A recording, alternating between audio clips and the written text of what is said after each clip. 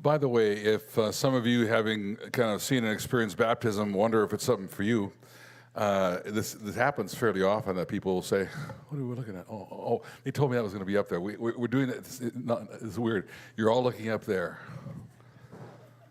Is there a delay? A little bit.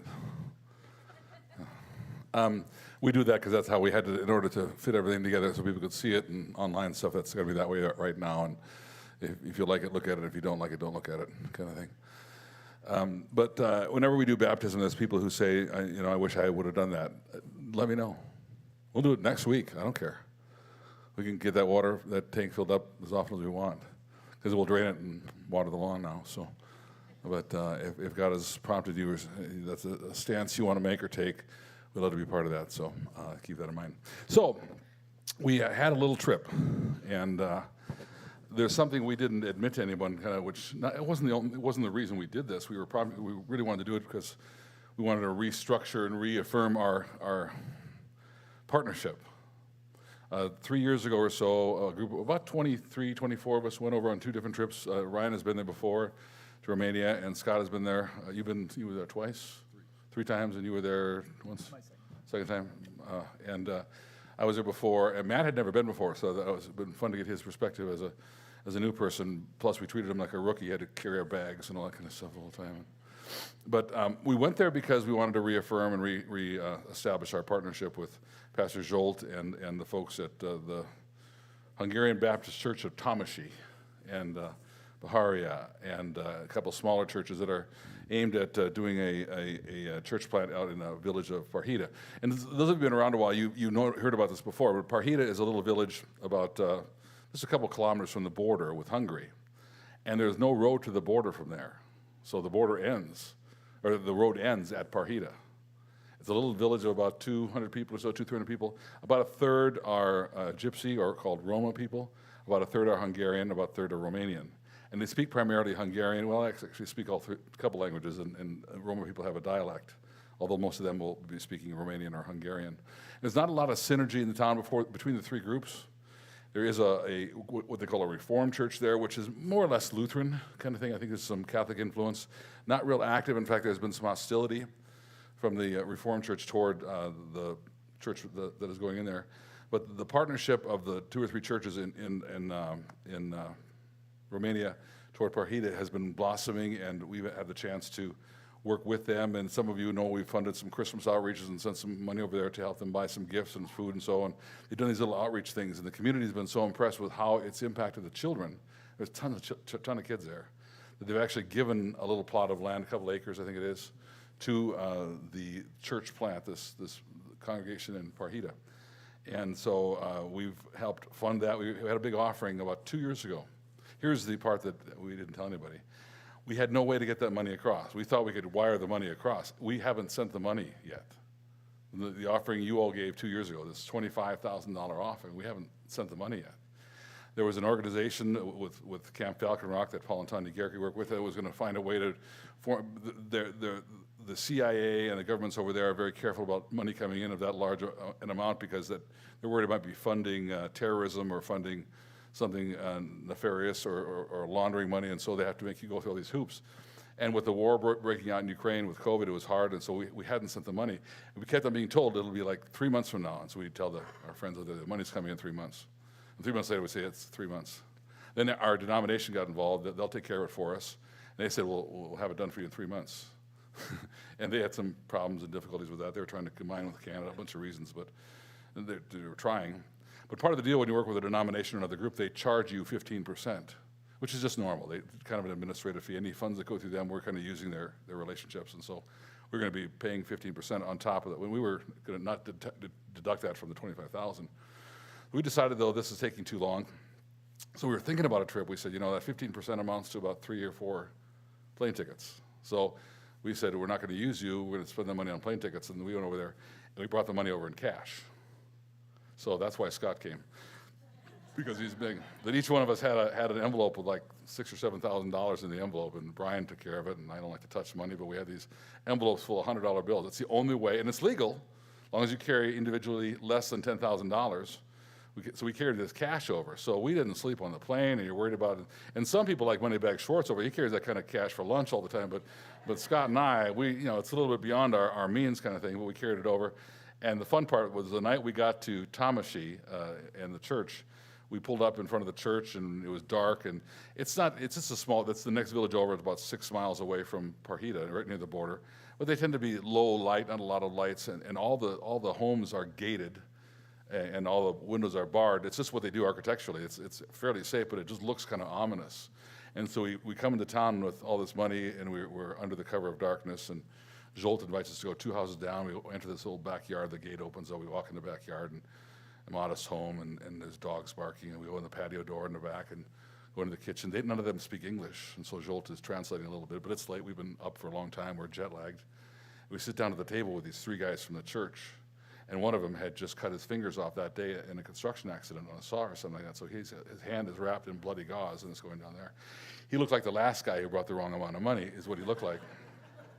And so we sat there, and we opened our envelopes and counted out our money to be sure it was the right amount, 1, 2, 3, 4.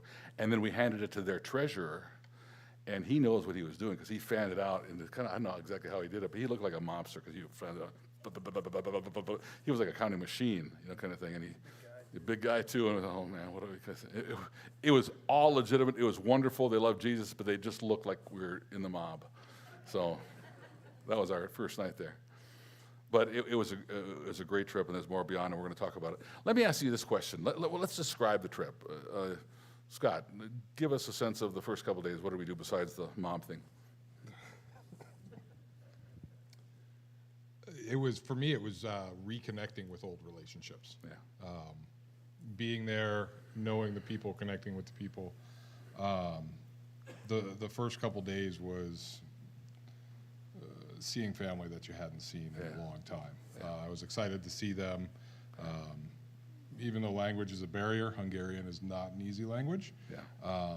They were excited to have conversation, and we struggled through that, but it was like going home to see your family again, and very welcoming. The first day we landed in Budapest, Hungary. We just drove a couple hours through the city, and then we met some people. We had pizza when we got into Romania, and it's kind of jet lag. We did the money thing, and then we went to bed. And the next morning we met some of the people from the church and spent a day with them. Thursday, what did we do Thursday night? That was Thursday night. That was Thursday. Oh, we arrived. Okay, and then Friday we started meeting some folks, and so. What else did we do in those early days you want to talk about, Ryan? One of the things after the night that he just described, we got in the van, and then Jolt took us. First of all, we went to Parhita, and we went to take a look at the plot of land that was given for the community center / church that we're going to be building, which is going to be part of the next project that we're going to be working on. Hopefully, we'll be taking a team back in September. And so we got to see where that's going to be, and just kind of envision what's going to happen there in that place.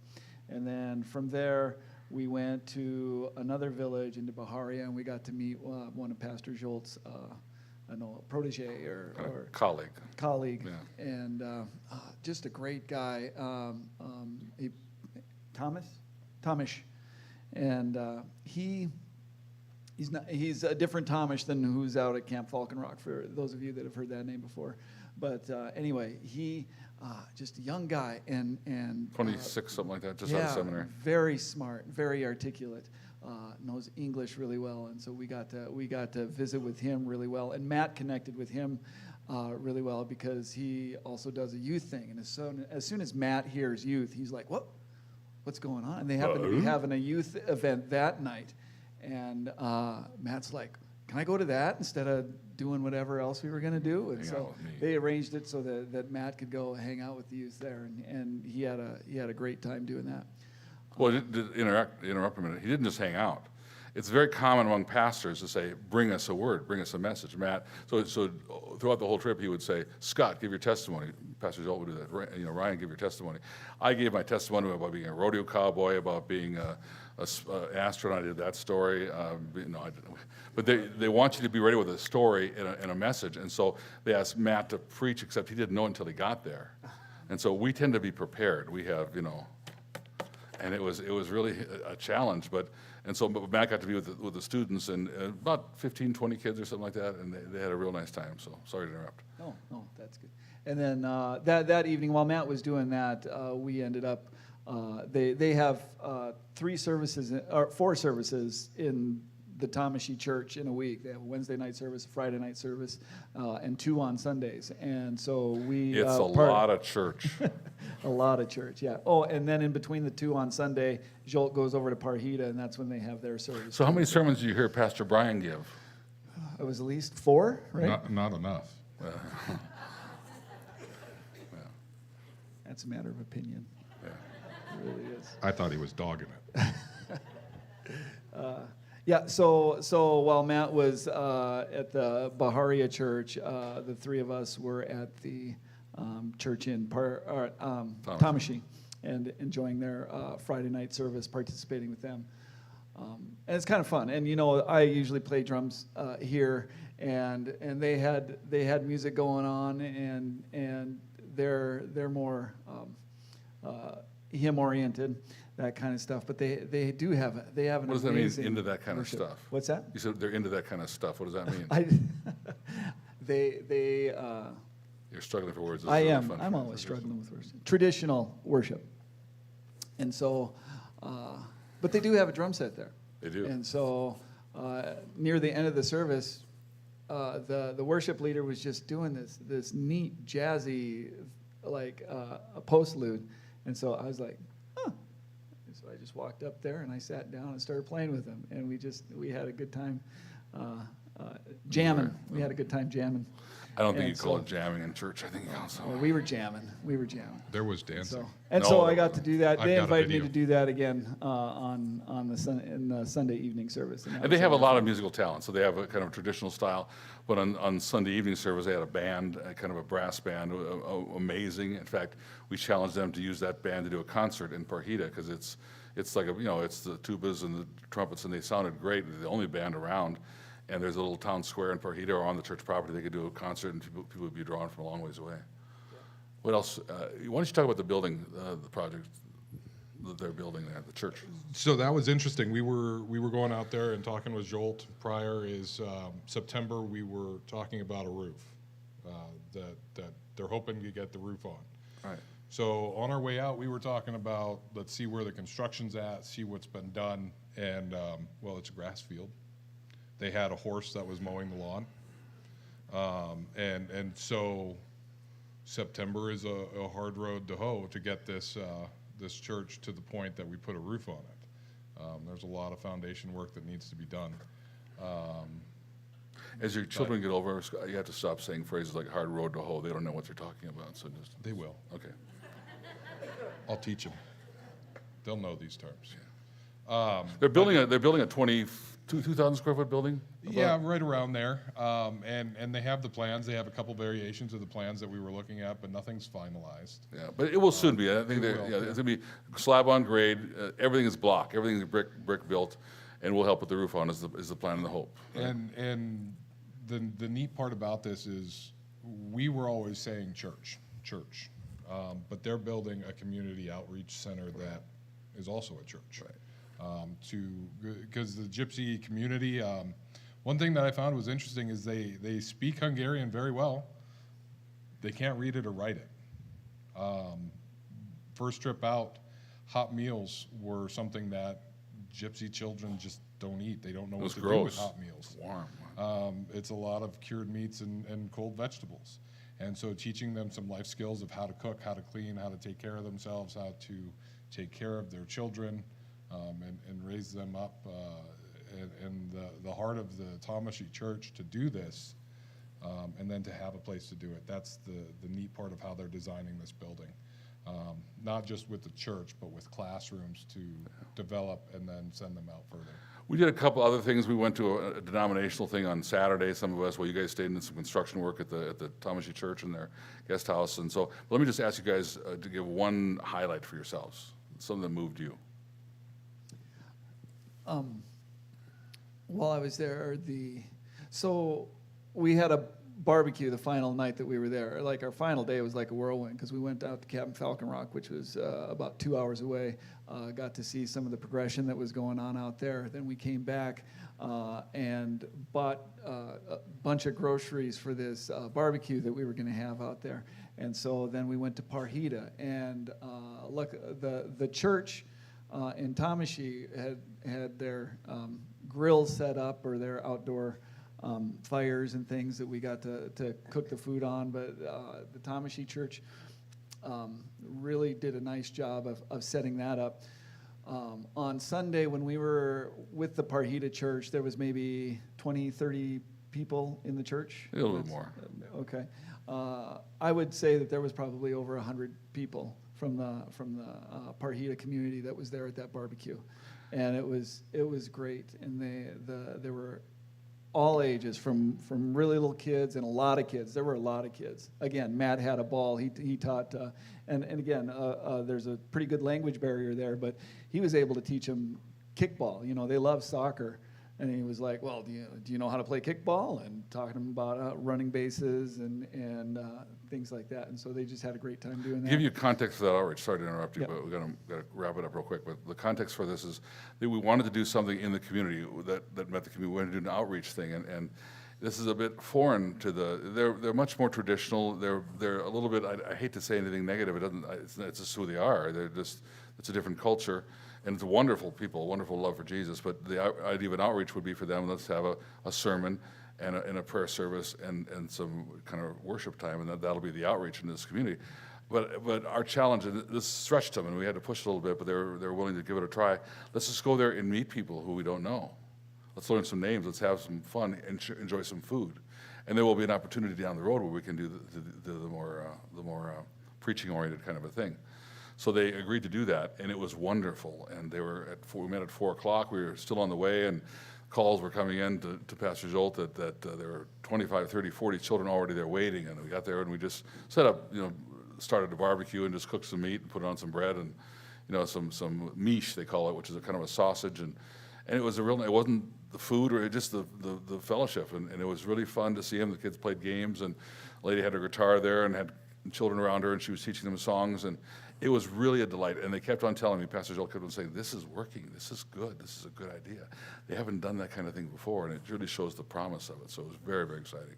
And so just to wrap that up quick, my thing was getting those relationships, like he said. I went there before, and it was more of a construction trip.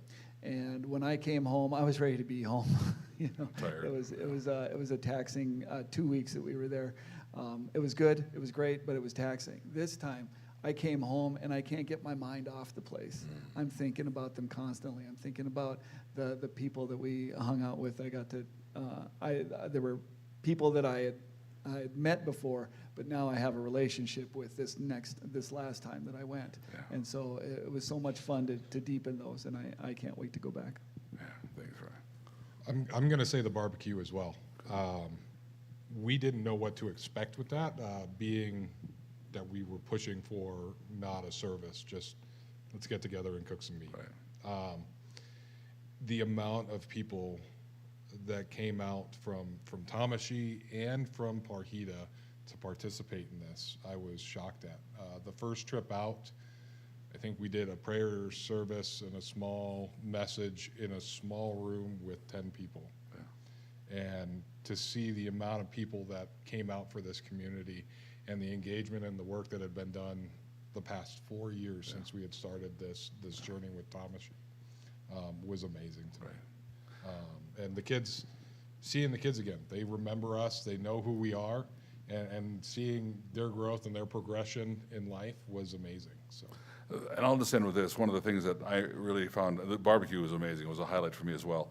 On one of the previous days, Pastor Jolt said, I want you to come with me. I'm going to disciple a young couple that's getting baptized. It's how we train, and they do their own catechism with these folks. And so I said, sure. We went to Parhita and meeting this older couple. Did you meet them, by the way? Probably late 60s maybe. And there's a picture of them you'll see on the screen in just a minute. We're going to show a 3-minute video.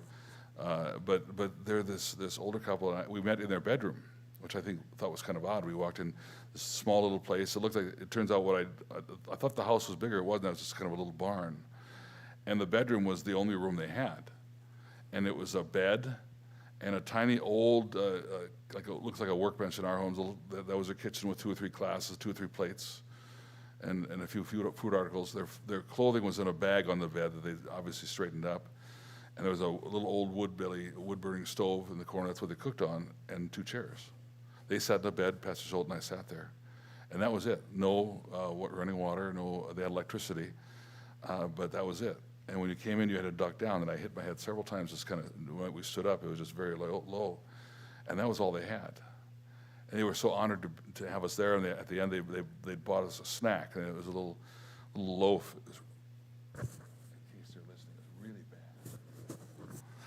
But it was packaged, and it probably cost them $5 for that in this 2-liter of orange pop. And of course, we're going to be very grateful and eat it, and it was fine.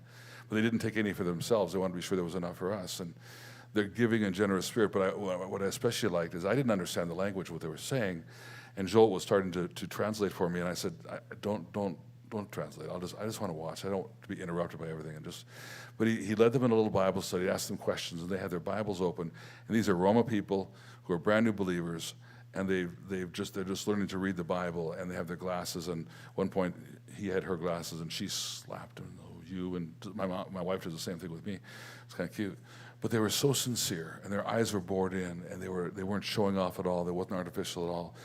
And they prayed, both of them, and they were just there was so much passion. And then at the outreach we met their 16-year-old grandson that they're caring for, or as their daughter, the kid's mom, is in Germany working. She's working picking fruit. That's all she's doing, but it's more consistent income. So she goes to pick fruit. He stays with his parent or grandparents, and they're this little home in this little hovel of a place. And their love of Jesus was amazing, and it was such an honor to meet these people. And they live across the road, this little path, about me to you, Dave, from the one well in the Roma part of town, and everyone in the village comes across the road to get their water. And we talked about the fact that they have a great outreach to be gracious, to be full of smiles, to give snacks or whatever to those getting water. And their eyes lit up with the privilege of that. It was very, very cool. I commend this to you. We're going to be doing a trip in September. We'll talk more about it in the days ahead. But as time is to the end now, let me just show you a video. The video you're going to see Matt put together for the students, it just shows some of the things we did. It ends, probably the longest section is the outreach barbecue we did on the night we left. Okay, so take a look at that.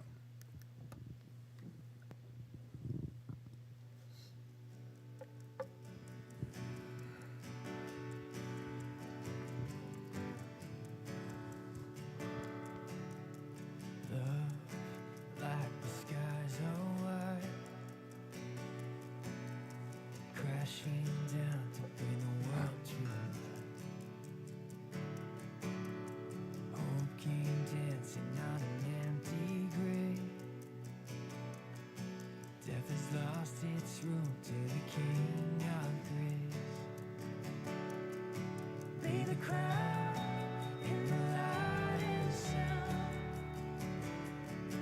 Be the fire burning inside out.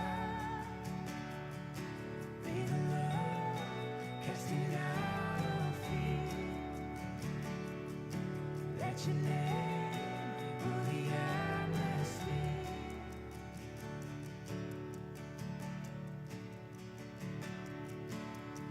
Love like the skies are wide, crashing down to bring the world to life. Hope came dancing on an empty grave. Death has lost its root to the King of praise. Be the crown in the loudest sound. Be the fire burning inside out. Be the love casting out of fear. Let your name rule the atmosphere.